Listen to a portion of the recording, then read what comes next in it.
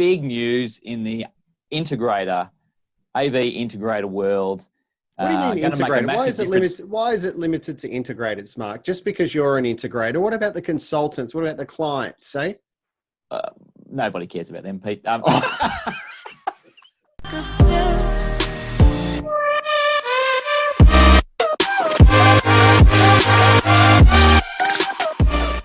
G'day everyone, Pete Tecman Coman here for another exciting episode of The Tech Effect. And the man, the myth, the legend, Mr. Mark, the bearded tech Skehan. Welcome, Mark, to the show. There we go. There's the crowd. Crowd is going wild, as it always does. As it should, and as it should. Well, probably it should just give me, a sad trombone, because that's exciting. Mate, how are you? I'm great. And yourself? Yeah, keeping very, very well. A little busy at the moment, Pete.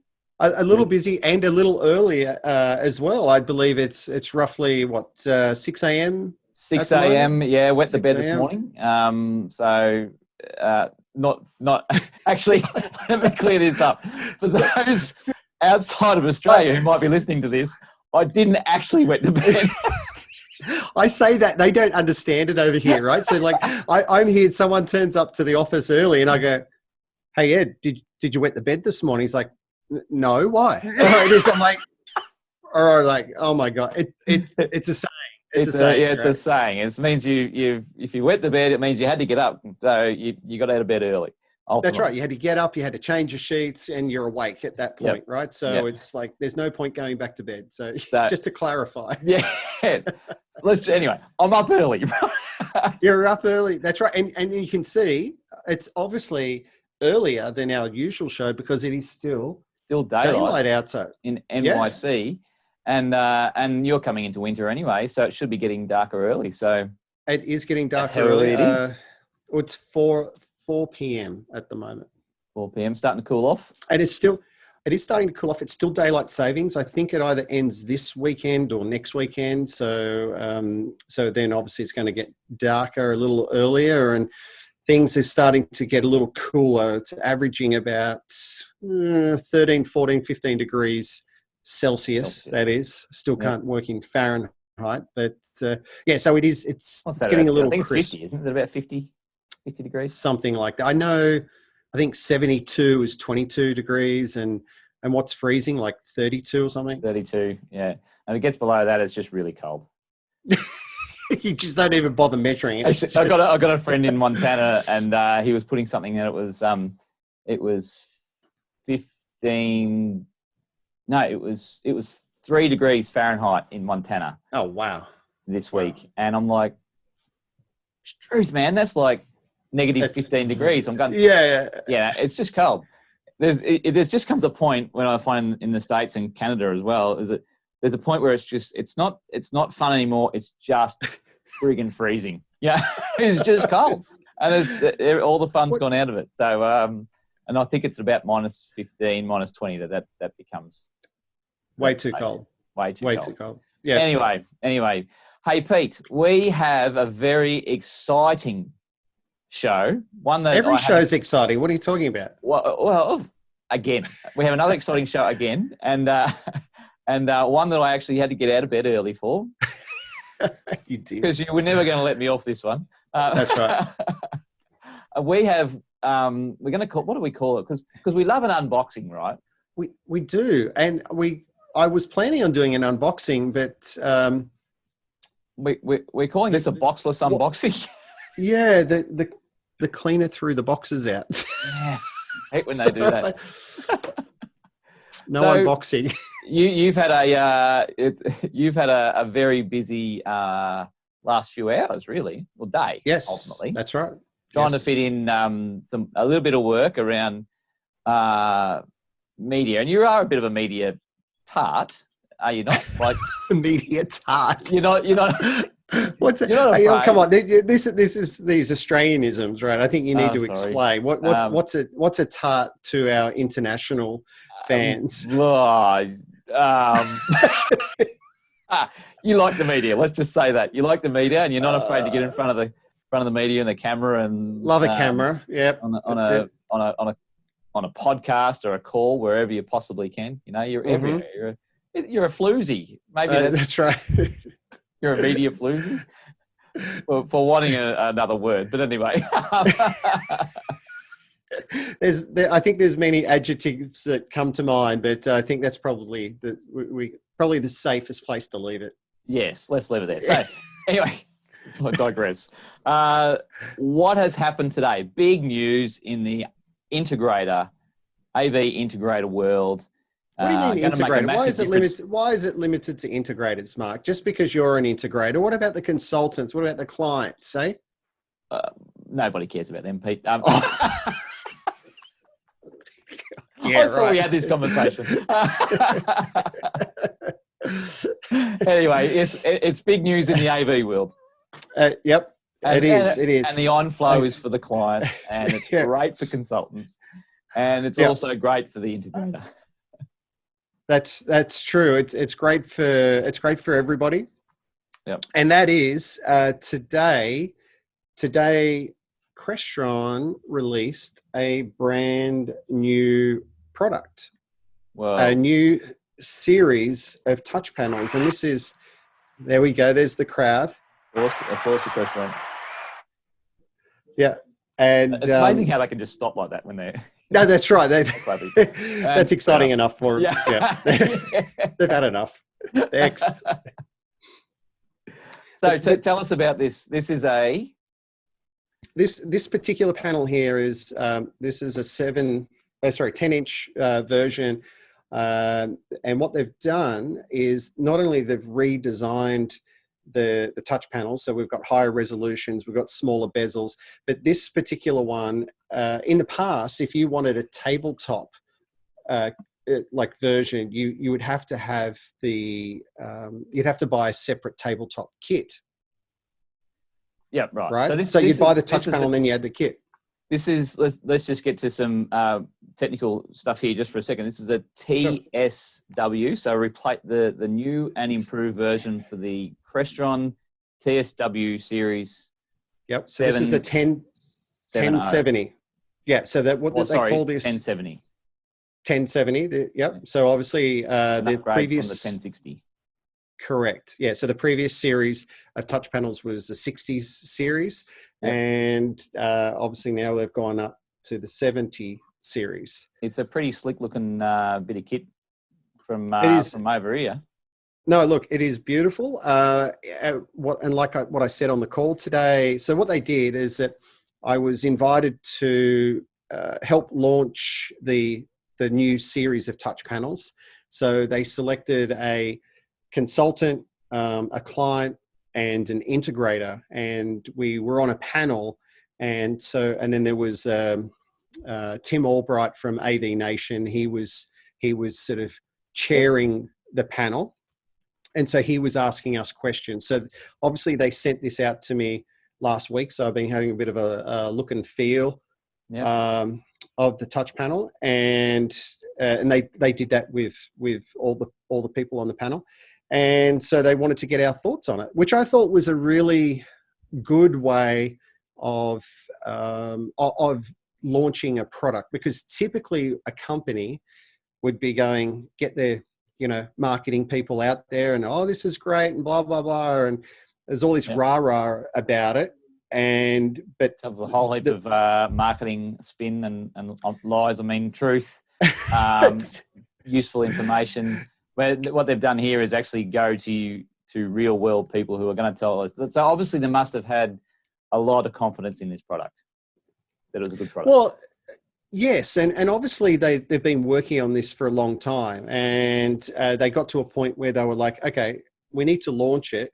Obviously, with COVID, there's no in-person stuff, launches going on. So it's like, okay, we're going to do it virtually. How could we make this more interesting? And as I said, I was honored that I was selected to represent the consultants, not only really, I suppose, really around the world to discuss this, which is a great honor, and to help them launch it. So it was great. That happened today. But when they sent it to me, the first thing was that you notice is the weight. It's got a aluminium chassis on it, so there's no plastic at all. And you can see that it is a custom design for the desktop. So there's no parts. There's no parts that plug into it at all. Yep. It's wireless, however, but it's not. It's wireless. It's wireless, but it's not. It's what the Claytons of wireless, It's right? It's a Clayton's wireless. Yes. Why is it a Clayton's wireless? Because why? Because it has Wi-Fi built into it, so you can connect wirelessly, but it still needs power. There's no batteries built in, which sticking point. Yeah, look, I think it's a missed opportunity. I mean, look, don't get me wrong. I think this is a great product, but imagine if this had batteries in it and you could actually just pick this up and plonk it down on the table. Well, yeah, more to the point that you could pick it up and move it, so without it dying, ultimately, yeah. So you pick it up and move it, you got to unplug it from the power, and then you've killed the power. So there's no battery to even hold 10 minutes. No, it's still tethered. It's still tethered to the wall. I just thought, you've got a beautiful product like this in the boardroom. I think there would be an expectation to be able to just pick it up and put it on the table. Yeah. Very good point. Yes. Maybe so not necessarily moving out of your bedroom and into your kitchen, which look, no. You know, there's an upgrade path, I guess, isn't there, for it? So well, look, obviously for the last couple of weeks we've been in talks with Crestron about the launch and about the product, so we were more familiar with it, for the launch today. And obviously that was one of the things that I brought up with them and said, look, so where do you put the batteries? And it's like, no batteries. But maybe that's the next version, the upgrade that they bring out soon, hopefully. Yeah, well, battery technology is also evolving at a fairly rapid pace, isn't it? And I suppose there's the weight in that as well. Maybe that was a consideration. And well, I would say I think they got the weight right. It's not too light. Like before, it was a bit plasticky, a lot of plastic parts, a plastic stand on it, and the rest, the housing was all plastic. They said this is all aluminium or aluminum, as they call it, as they call it here, and it's made out of one piece. So once again, on the panel, there was some questions about, is it adjustable? Like, is a tilt adjustable? No, it's not. It's fixed. It's probably, so if you're a short person and you can't quite see it, stand up. If you're a tall person, stand over. Yeah. Is the viewing angle fine no matter where you're at? Well, it looks to me that it's at about 45 degrees. I don't know what the exact specifications. More so that if you know how with the the old days of the early LCD and you back in my day. Yeah, back in my day. As soon as you set off, I don't know, 15 degrees off axis, you could barely read it, barely see it. Yeah, but I think with the higher resolution, I think with everything that's gone on with it, I haven't got, this only arrived late last week, and I haven't been able to sort of plug it in and fire it up and put a project on it. So I don't know personally what it looks like with something on the screen, so I can't comment on the viewing angles. Sure. Yep. That's okay. Unfortunately. That's a bit disappointing, Pete. I would have hoped you'd lifted your game up there, but look, there's only so many hours in the day, and I know, as you know, you're a very busy person, and with all your media and middle distance running and what's skiing and soccer, and there's a bit of work that's got to happen in there somewhere in the meantime. Somewhere along the lines, you got to pay the bills, right? You got to pay the bills. So talk me through the mounting. So you've got to, obviously this is a table mount. Mm-hmm. So they're doing some separate SKUs. Separate SKUs. All right. So in the past, it was a one SKU for a 10-inch, except, obviously the different colors, the black and the white. And then you would either add, like whatever mounts you require. But this one there's a SKU for this, and then there's a SKU for the 10-inch wall mount version. And just, I don't know if it's going to show up on camera, but I'll just see if I can get a bit closer and I'll see. So down the bottom, there's all these holes. Come closer, Mark. There's all these holes down the bottom. So this is where the speakers are down here. And then there's there's a sensor there. So that detects any movement. So if you come close to the panel, you can actually configure that for the panel to turn on. Right. Did you say that's a Bluetooth sensor? Well, there's Bluetooth built into it as well. So what Crestron have launched recently is the Crestron One app. So you install the app on your phone. Yep. And then it has a Bluetooth beacon built into it. So what happens is I can walk into the room, open up the app, and it will know what room I'm in because the proximity of the phone to the touch panel. Right. Yeah. So then I can control the room from my phone rather than from the touchscreen. Yeah. Okay. And which means it's a little bit more COVID safe. Well, that's the thing. All right. That we're after. I think a lot of people want a touchless and a touchless environment. Oh. So you like that? Touchless words and touchless. So you've got the touchless. You could use your phone. You could use the app and control the room, or you could like one-touch meetings. So there's an Android engine built into it, so you can have it as a Zoom room or a Teams room, and just come up and hit join meeting. And away you go. That's really cool. Yeah. Well, one thing I have just reading the press release prior to getting on here is that there is a lot of Mr. Research. Yeah, Bruce, as they call you. Yeah, the Bruce McAvaney of the tech world. I'm sure Bruce is a bit more organised than I am. There's a lot of app integration. Yeah, so it seems that they've got Sonos app, Crestron Room scheduling app, third-party scheduling apps, Zoom Room app, Microsoft Team app. So there must be sort of a push to moving away from a product for this and a product for that. It's like, this is the one-stop shop and you just call when you initially set it up. Is that the sort of... I believe that's where they're headed. Yeah, I was a little surprised like when they brought out the touch panels, because they, like, from an orientation point of view, that you can buy like a 5-inch in a portrait or a landscape version. Yeah. And I said to them, I said, well, why have you got 2 SKUs for that? Why not just have the same part and you just be able to spin it around? Or they rotate. And and they said, because of the logo. And I'm like, come on. Sony, I mean, other companies have done it for years where you can turn around and that's like a little, there's an LED behind it and you choose whether it's a top or bottom. So if you want the logo to be visible, you could, you can light it up. So it doesn't matter which orientation you choose. But anyway, that's the only reason. That's interesting, isn't it? That was the only reason. Yeah. And I was just like, wow, isn't that a lot of, I just would have thought the engineering effort required, to move that, well, to actually have it, have the flexibility would have outweighed 2 SKUs. But anyway. Yeah, right. Okay.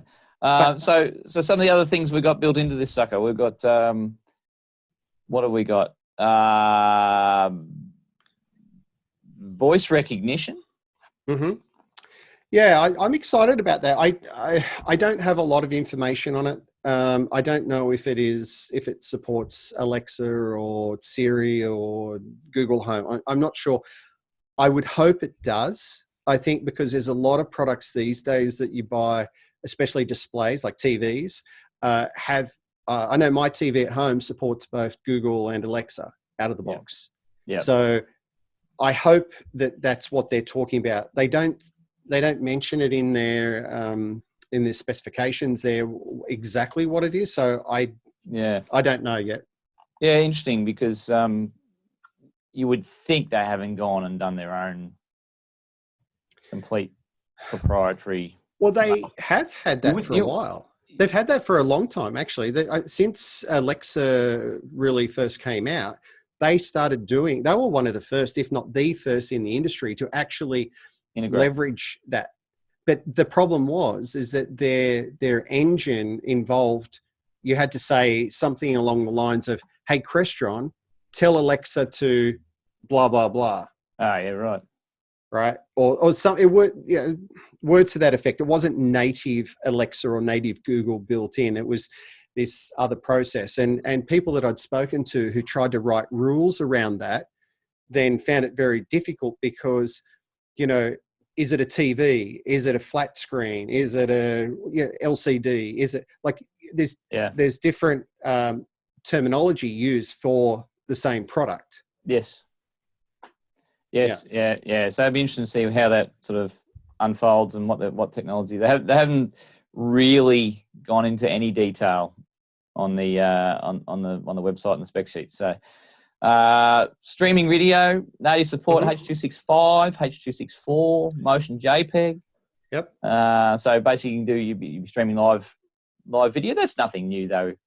Live video onto a touchscreen, is it? However, we're talking about higher resolutions. Okay, so for the 10-inch, we're 1920 by 1200. Right. Well, speaking of resolution, what resolution would that be? Well, in my research and in my world, and I think you've been doing this for a while. I've been doing that, and this resolution in particular. Right. This is why I chose this conversation. 1920 by 1200. So it's a 16 by 10 aspect ratio. Yes. WUXGA. What's the significance of making such a point about this? In these spec sheets, not once but twice I read it. It was WXGA, and I've gone. That can't be right, Mark. That can't be right. What's WXGA? What resolution's that? 1280 by 800. So it's not 1280 by 800. It is. Go and ask. No. I'm talking about the panel. I'm talking about the panel. Okay, you're right. The panel's not that resolution. No, we would expect more, and we got delivered more. Maybe there's just a little bit of miscommunication from tech to marketing. But maybe they got the intern who was actually filling in the spec sheets. Yeah. No, let's just hope it's that, and not a highly technical engineer that's gone. It's WXGA. Yeah. Ask Panasonic. Ask all those display projection display. Yeah, that 1920 by 1200 is definitely WUXGA. And so there's a typo on the Crestron website and the spec sheets. Yes. There you go. You heard it here first. I've caught I've caught something that's really small and turned it into something really big. But hey, that's all part of the fun. What else are we looking at in here? We've got Bluetooth beacons, web browsing. Yep. Not only have we got Wi-Fi, did we cover off it's got wired? Yeah, so you can still do PoE. You can still do PoE. It's a PoE device. So it has it's probably a little bit hard to see. Cable management process. Well, that's the thing that I love about it. You remember the other tabletop kits, like for the 60 series and so on. Indeed. You'd bolt it onto the back. You'd have to feed the cable through, and there's all these screws, and you got to get it right. And then it has to bend back on itself, the cable, to fit it all in. It was an effort. Yep. Now you just grab the cable and plug it straight in the back. Plug it in. I haven't got a cable here. I should have been more prepared. I could have showed you how easy it was. And then if it was me, I'd have probably been prepared. But it's like research and stuff. No, I haven't got any cables here. I'm sorry, but you plug the cable in, and then you just have there's like a little cover that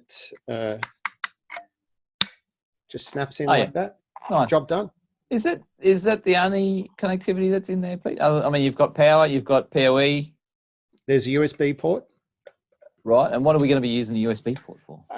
They're talking about connecting other peripherals to it. Obviously like charging a USB. Potentially. It's probably more practical to do that than maybe hook up maybe a microphone or other devices. So I think on a whole, it's there for the tabletop. Well, sorry, for the wall mount version, there's actually 2 USBs on there. So if what they're thinking with that is that, they've got those wall mounted room availability signs. Yep. So they're all USB. So what they're saying is, you just run a USB cable down and plug it into the back of the touchscreen. Okay. I'm sure that opens up a whole another load of set of questions, but yeah. Well, as a room booking panel, you could hook it up like that, and that's right. the other thing is that it's basically just the 1 series. Yeah. Yeah. I like the ability to sort of bring it all together and just order one of those, and we can do whatever we want with it. I like that. Certainly like that concept. So high-speed USB, Crestron 1 support, mounting accessories, tabletop permits, 300 and what? Am I reading that? 300 nits, talking about? 330-degree swivel rotation. No, 400 nits, I'm sure I read in the spec. Was it? I can't remember. Nice and bright. High res. The one thing that caught my eye was the built-in SIP intercom. Mm-hmm. So has that been something that's been through previous series, or that's been introduced? Good question. I think it has been in previous series, the SIP intercom.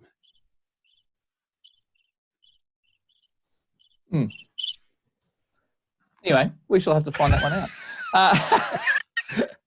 Should do some more research. We should do some more research. Look, it looks like it's a great product. It looks great. Designed, well thought out. It's very Apple-like. Like I think you could actually put an Apple sticker on the back of it, and you'd say this is the new Apple control panel. Yeah, or stick a latch on a stylus pen on a magnet to the side of it or something like that, so you could use it as multi-use. Oh, one thing it doesn't have that the previous screens had is the hard buttons down the side. Hard buttons down the side. No hard buttons down the side. So what they've done is that they've replaced that with soft buttons that are programmable. So you can actually have them down the side or across the bottom. Yeah. And you can, at the moment, they're mimicking the previous buttons that were available, like down the side. But you can change them out. They're talking about that. I don't believe that you can change them at the moment, but I mean, and you can hard sort of set them down the side, so they're always available. Yep. Yeah. So that's pretty cool. But the other thing, it doesn't have a camera built in. The previous the TSWs had a camera. Yeah, and not bringing out a SKU that does have that. And at this point that you know of. That's right. Okay. So there's a number of changes. I mean, it's not just cosmetic changes. There are some technical changes, lots of upgrades, and I'm sure that once they start hitting the market as of next week, and actually, the project that we recently spoke about on the show that we're doing at Hudson Yards here in New York,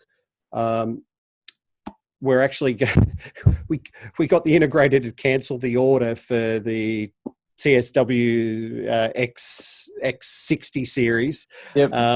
We said cancel that.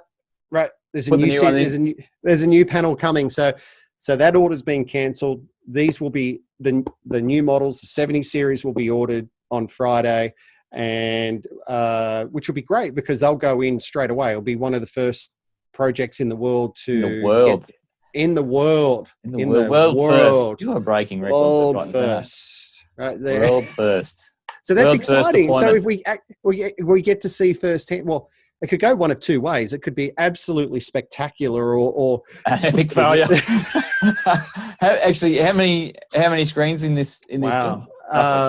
There will be about nearly 40. Well, it's significant. So it puts a bit of pressure on Crestron. They'll be happy to get them out there, no doubt. But it better work. It better work.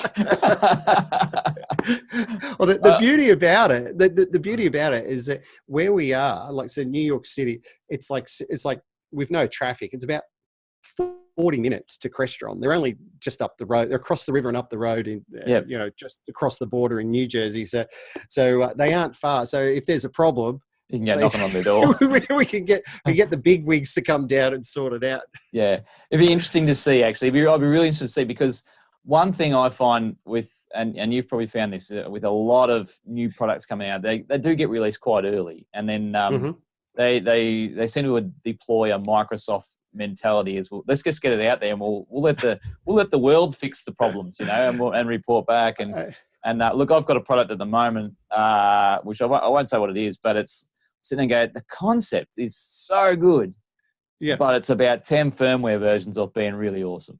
Right. At the moment, it's a pain in the ass. That's no nice way to put that. It's just a pain. And quite frustrating. So it's 95% awesome and 5% frustrating as hell. But the only thing I would say in Crestron's defense there is that they've been doing touch panels for a long time. So it is a new format. They're upping the resolution, but it's not a new product. Like, it's not as if they've just released.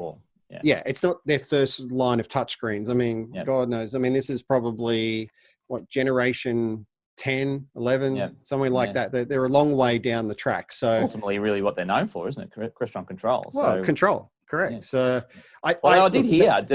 Was it you that told me? I did hear that really control and touchscreens is only about 10% of their business these days. Yeah, that wasn't me. But they've got such a wide portfolio, so the video distribution's pretty huge from now. Correct. Yeah. So that's exciting, but that's why I'm not concerned. I've got full faith in Crestron and these new touch panels because they've been doing it for such a long time. So I'm not worried about that, and I can't wait for them to be installed and get to see them in use firsthand. Excellent. All right, so Crestron.com if you want to know more information. I believe cut sheets and information is all hitting the website probably as we speak, because we're pretty cutting edge. We deliver pretty early. Shipping this Friday in the States, at least October 30. Is that right?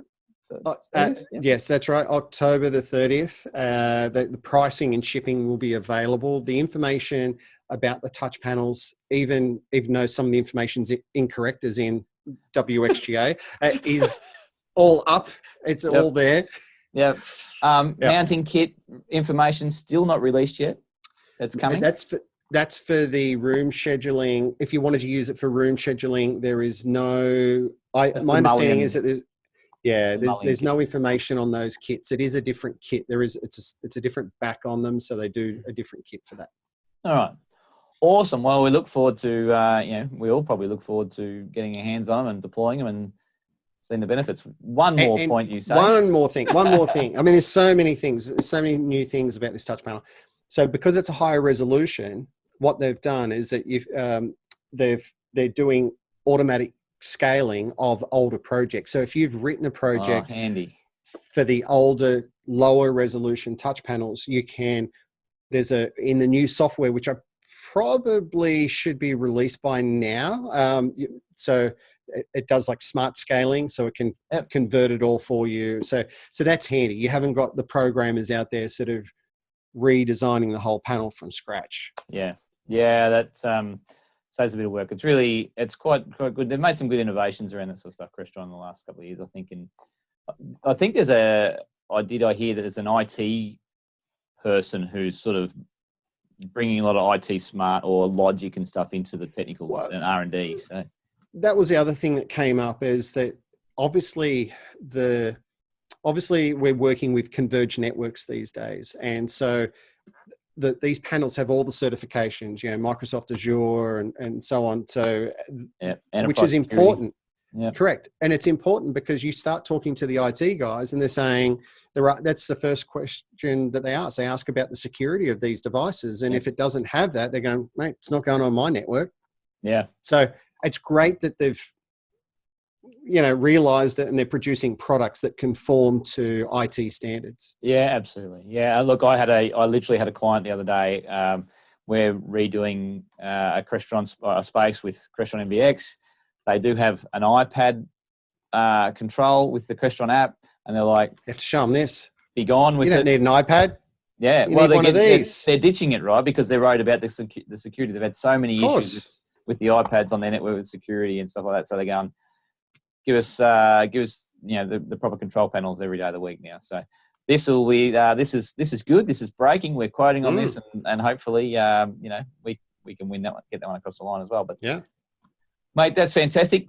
Pete, what's coming up in future shows? If we move on, what do we got going on? What do you got going on this week? This week is a busy week. I've got work to do. That old thing. Yeah, that old chestnut. That old chestnut. Yeah, got to pay the bills. No, we've got that on. But EduCause. So EduCause is a education/technology conference. It's obviously all virtual this year. Started today, goes through till Thursday. So Tuesday, Wednesday, Thursday in the US.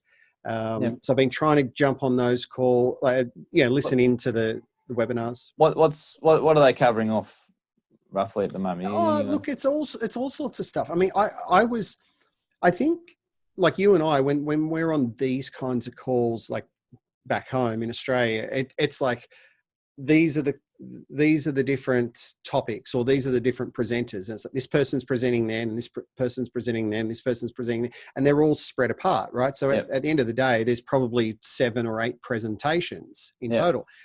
I was going through the list this morning, so I'm thinking I better get organized and work out which ones I want to sit in on and listen to. Oh my God. Like, I don't know. There must have been 50 or so, like just for today.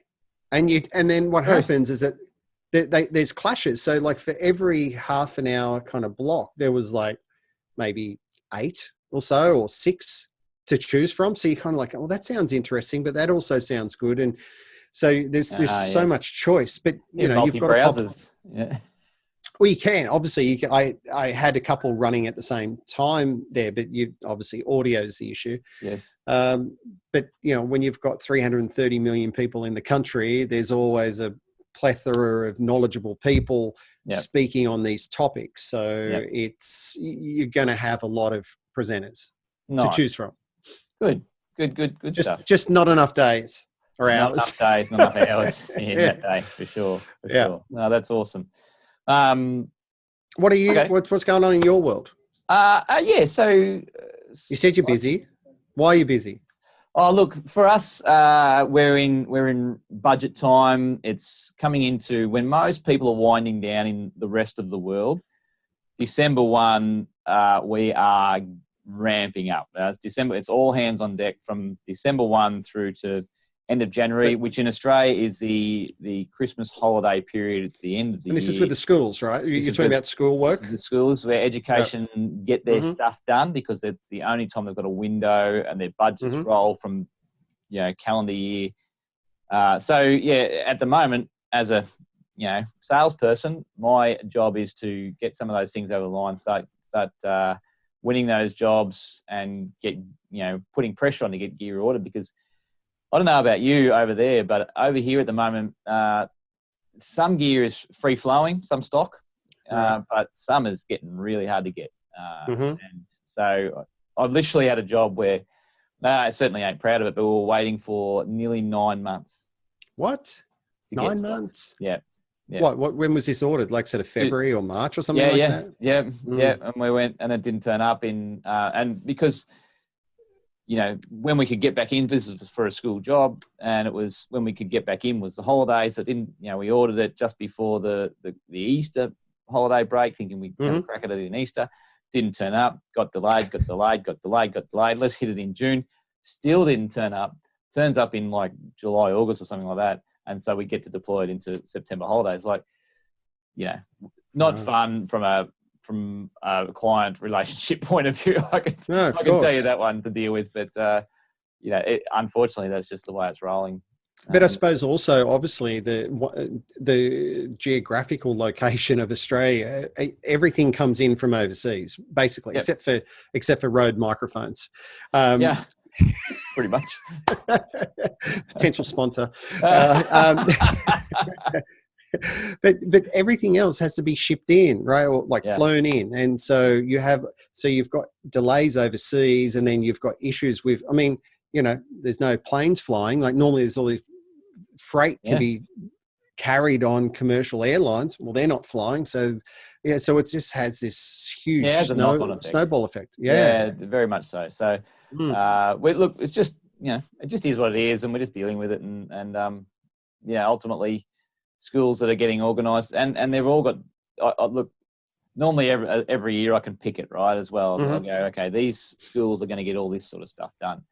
I can't pick it this year. You know, I've had schools that are said, no, we're doing nothing 2 months ago to now they're doing everything, just to bringing everything forward. Some are just going, we don't know how much money we're going to have. We don't know what enrollment is going to be like. And look, we only really work in the private sector, private schools, private independent schools. So I was going to ask you then, like, I mean, I was going to say, is the reason for that because there's government funding? Like, you know, like quite often when you have these situations, you know, the GFC and that kind of thing, the government tends to try and, you know, keep the economy going. They tend to put a lot of money into into education or hospitals or roads or, you know, utilities. So I think there's a little bit of game playing there as well, like pulling jobs forward for one client to make their balance sheet potentially look as crappy as possible, so that they can open themselves up for some more funding next year.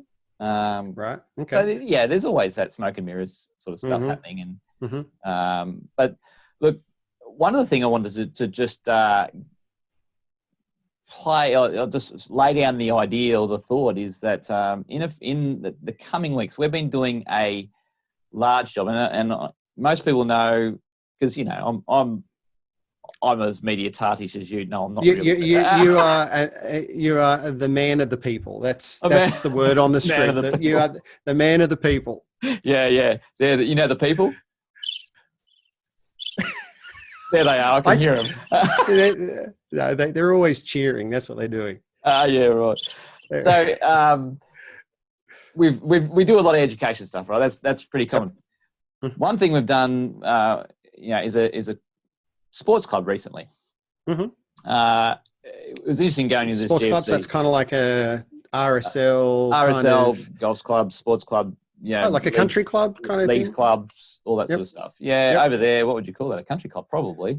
Probably a country club. There'd be the similar thing, but they're a bit. It's funny, like, but normally the sports clubs and RSLs are funded by like poker machines and stuff like that. You know what I mean? Typically over here, slot machine. Yeah, typically you don't see that here. I mean, you have a casino and that's it. There's no other ways, but sorry, we digress. So we've done. So I'll just give a bit of a brief of what a sports club is. So there's most of the time they got lots of slot machines, and they are funded, and that's what sort of funds the whole thing. That's where they make their money. But they also got quite a lot of normally 2 to 3 restaurants in them. Yes. Often there's function rooms in there that can be hired out. And what else is in there? Well, they're typically a non-profit organisation, right? Not for profit. Yeah, typically a non-profit, or they put the money back into the sporting team. So they normally have a sporting team, like a rugby league team or an AFL team or whatever, it's soccer, and they push them whatever profits. They do renovation, so they upgrade the facilities and they pay all the people. They do all that. Any money left over, they put it back into the community. Correct, and this is a consortium of 5 clubs actually. So right. Okay. Yeah, and so it's been a great job. But one of the things it completely gutted, right? To the point where the whole thing or just a section? No, the whole thing. Oh wow! Well, I'm going to call it 90%. They left one corner of a restaurant, and they left the elevator. They took the escalator out. Wow! Which was they had to shut down streets and everything else to get the escalator out, and then put a new one in 90 degrees to the old one. Completely moved their entrance to a different street. So they've done a fairly decent amount of works, right? We've deployed, and they come to us, and we deployed through a lot of discussions. We were looking at AV over IP and good old fashioned RF. Right. We end up going with IPTV, so using an Xterity system. Sorry, question on that. So obviously, for the last, what would you say, last 10 years, you would have to say that the standard has been HD-based, right, for video transportation, audio and video transportation, over twisted pair cable, over long distances. So what was the driver there to go, whilst AV over IP is what I believe is the future and really the current technology, why did you choose that over HD-based, for example? Look, HD-based why we chose it probably is a little bit selfish, I guess. Why we chose going the IP route is, in our business to some degree, we've made a decision that I think that HD-based, I could be proven wrong, but and probably will be proven wrong, but we've made a decision to sort of standardise down to the IP range. We've got a network engineer on board, so we've got skills in IT, and so that was one of the reasons. The other reason was we and why sort of IPTV over AV over IP is we wanted they had a lot of digital signage, right? And so we wanted something that had sort of a whole complete system built in. They were paying another company for digital signage that was then plugging into the old RF system. And the RF, I'm not knocking RF. I come from the RF background, and RF works, right? Jim's RF, antennas. Yeah. Right. Skehan antennas, in fact, way back in the day. Oh, really?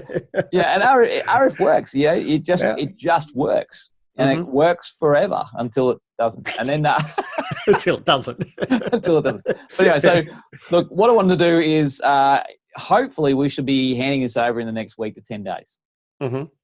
And we've been through a few trials and tribulations and a few learning curves. And I guess I'm going to sit down with our team hopefully in the next sort of, as I say, 7 to 10 days and write down, okay, we always do a job review. What did we do well? What did we do bad? What did we learn? What we do better next time. So what I want to do is be able to share that. And that might not be the next episode, depending on how this rolls out. But I really want to share that because I think that's important. We are people of the people.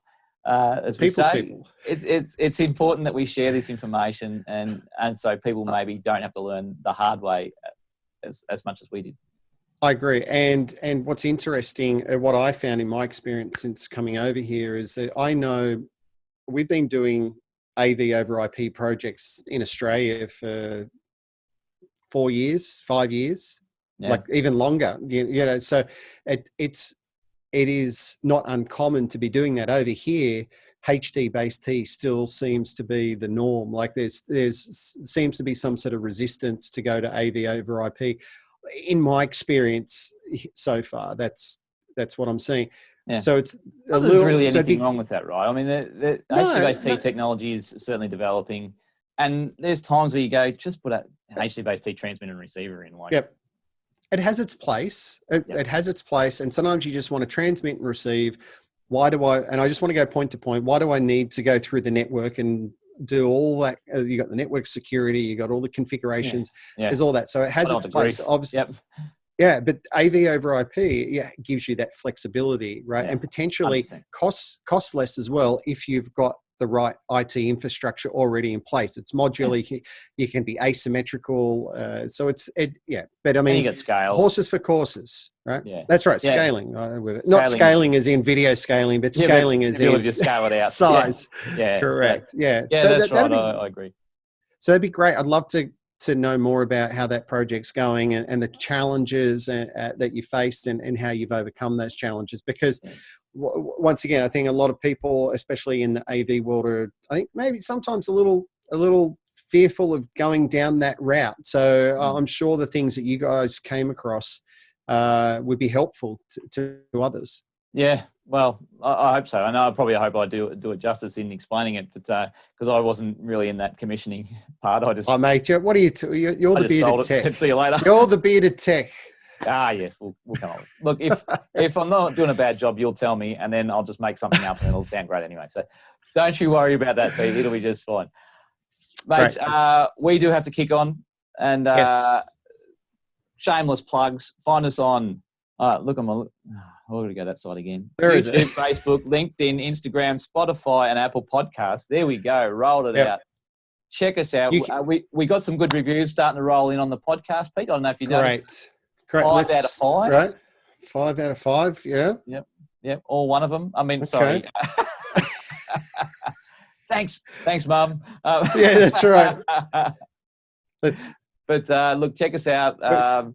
If we can get this, we can get some good reviews going, and that always certainly helps us and spurs us on, if nothing else, but certainly helps us. Look, 5 out of 5. That's true. Look, 5 out of 5. 5. Yeah. 5 stars. Beautiful. Just keep hitting those 5 stars. So if you liked it, that's it. If you like this show, you want to know, you want to get more, send us a message on what you want to know about. Give us a thumbs up on LinkedIn and a share potentially, and even we'd love a comment because we love to engage rather than just scroll and tap. Give us 5 out of 5 on podcasts and Spotify and everywhere else that you can find us. So that's right, and also on YouTube. We're on YouTube there, and if you come across one of our always subscribe. That's always the best thing to do, and you'll never miss our content because we are making content all the time, like it's going all out the of time. Fashion. And if you don't like one of our videos on YouTube, really let us know and give us a double thumbs down. Click the thumbs down twice to really let us know. And what we'll do when you do that is we'll ban you from actually, so you can't ever do that again. No, we won't. If you double click it twice, it undoes what you've just done. That's right. That's right. Oh, so if you're really unhappy, double click. Hit it twice. Hit it twice. Yes. That's it. All right, mate. Right. Thank you. Let's talk again next week and look forward to it. Sounds great. All right, guys. Take care. Talk to you soon. Bye for now. All right. Bye for now. Yeah.